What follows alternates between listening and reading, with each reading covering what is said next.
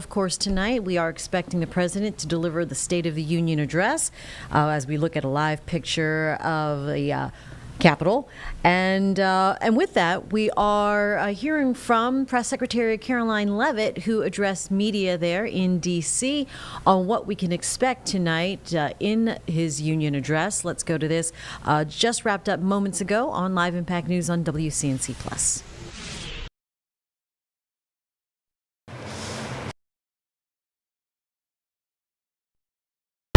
Well, of course, it's State of the Union Day.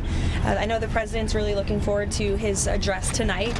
You're going to hear a speech that is a celebration of 250 years of our nation and our nation's independence.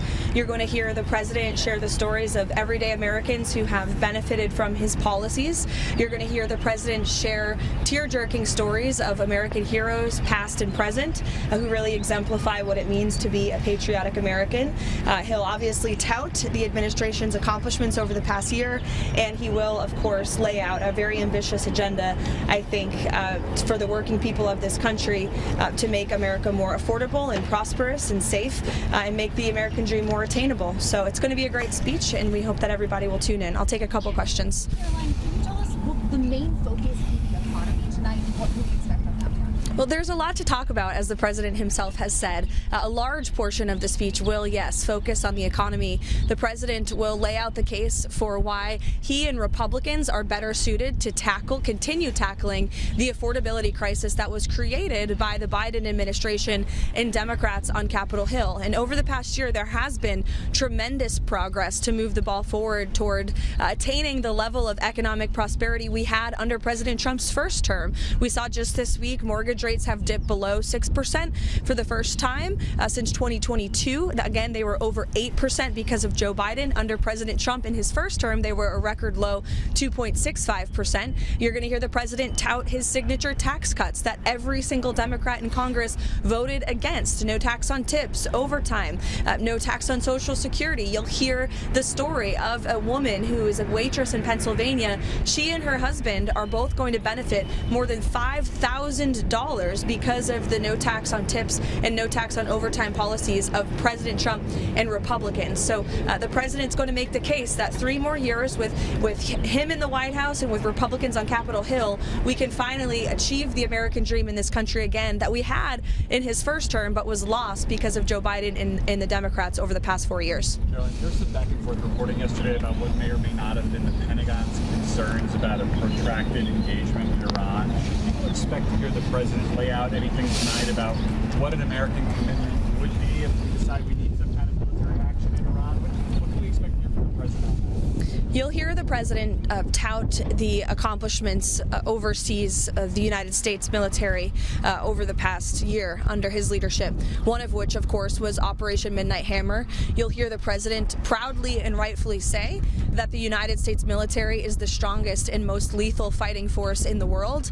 And you will hear him talk about the threats that remain abroad, but what the United States is doing to ensure that not only America is the safest country in the world, but remains the strongest country in the world. Does he consider Iran a threat that remains abroad? Well, look, Iran chants death to America, so you tell me if that's a threat. Elena. I wanted to ask about if the president is expected to address the DHS shutdown today, and also if you could clarify what happened on Sunday with the TSA pre-check lines being closed and then having that decision reversed. Sure. He will call on Democrats in Congress to reopen the Department of Homeland Security. It's despicable that they have shut down this agency that is responsible not just for the deportations of murderers and criminals whom none of you, including Democrat politicians, would want living in your communities, but also FEMA, who is on the ground in the Northeast right now, restoring electricity and power for families who have been impacted by the blizzard. You look at your United States Coast Guard, men and women who are not being paid because of Democrat politicians who have shut down the Department of Homeland Security, the United States Secret Service, which of course is essential to protecting the President of the United States. They just did honorably this past weekend when an armed crazy person intruded at the President's personal property in Florida. These are great men and women who are working around the clock to keep our homeland safe, and it's terrible that Democrat politicians have shut them down. And it is impacting TSA as well, which is why they have been updating the guidance as for their internal deliberations on that, I would defer you to the Department of Homeland Security directly.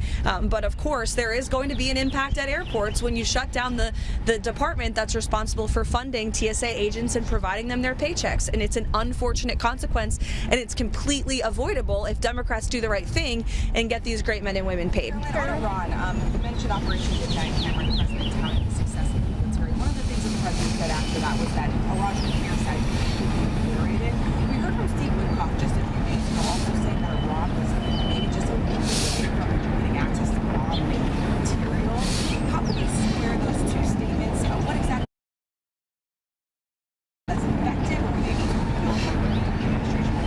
No, the president's initial statement, and the president reiterated that statement last night on Truth Social, that Operation Midnight Hammer was an overwhelmingly successful mission that did, in fact, obliterate Iran's nuclear facilities. That is not just verified by the President of the United States, but also the International Atomic Energy Commission as well.